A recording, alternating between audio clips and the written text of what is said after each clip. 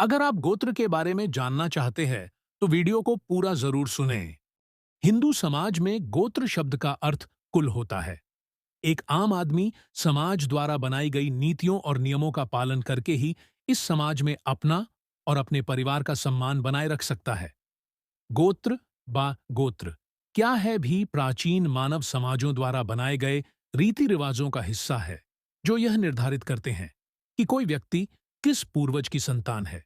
एक वंश के सभी वंशज मूल रूप से एक ही पूर्वज से संबंधित होते हैं। गोत्र का महत्व इतना अधिक है कि प्रत्येक पूजा या ऐसे धार्मिक अनुष्ठान में जहां संकल्प किया जाता है, पूजा करने वाले पंडित को यजमान का गोत्र अवश्य पूछना चाहिए। पुराने जमाने के लोग अक्सर उनके गोत्र को जानते थे। आज के लोगों से उनका गोत्र पूछो तो वे आसमान की ओर ताकने लगते हैं। गूगल युग की यह पीढ़ी या तो धार्मिक कार्यों के प्रति उदासीन हो गई है या इसमें बिल्कुल भी दिलचस्पी नहीं है। गोत्र का इतिहास बहुत पुराना है। आमतौर पर यह माना जाता है कि गोत्र का संबंध आर्षि मुनियों से है। इसमें कहा गया है कि जिन आर्षि के पूर्वज शिष्य थे, उनके नाम से कुल का गोत्र सदियों तक चला। जिनका गोत्र ज्ञात नहीं है, उनके लिए ज्योतिषी कश्यप गोत्र बनाकर जाते हैं। गोत्र आपके वंश के बारे में बताता है। जाति, धर्म, गोत्र, वर्ण, ये सभी चीजें मनुष्य ने बनाई हैं और हर चीज को किसी खास मकसद के लिए बनाया गया है। ये सभी चीजें हजारों लाखों साल पहले बनाई गई थीं, जिनका हम आज भी पालन कर रहे हैं।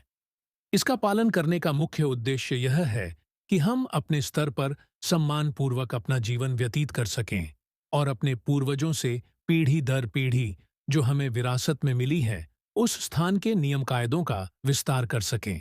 आपको पता होगा कि हमारे देश में समाज को 4 वर्णों ब्राह्मण, क्षत्रिय, वैश्य और शूद्र में बांटा गया है। कुम्हार, रावण, राजपूत, वैष्णव आदि अनेक प्रकार की जातियां बनाई गईं।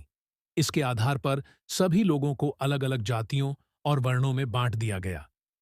जब जाति का विभाजन होता है तो इसके बाद अलग अलग गोत्रों का निर्माण हुआ, जिसके द्वारा प्रत्येक जाति के लोगों को अलग अलग भागों में विभाजित किया गया। समाज या जाति के लोगों के लिए भी किया जाता है और एक गोत्र के स्त्री पुरुष आपस में विवाह नहीं कर सकते, क्योंकि एक गोत्र में आने वाले सभी लोग भाई बहन कहलाते हैं। जैसा कि आप जानते होंगे कि वर्ण 4 प्रकार के होते हैं: ब्राह्मण, क्षत्रिय, शूद्र और वैश्य। इन चारों वर्णों को उनके कार्यों के आधार पर अलग अलग भागों में बांटा गया है और पहले के समय में प्रत्येक व्यक्ति को अपने वर्ण के अनुसार कार्य करना पड़ता था। ऐसे में यह जानना आवश्यक हो जाता है कि कौन सा वर्ण किस प्रकार का है।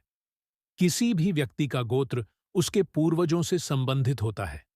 आपके पूर्वज किस आर्षि से जुड़े हैं, उसी वंश परंपरा के तहत आपका गोत्र निकलेगा।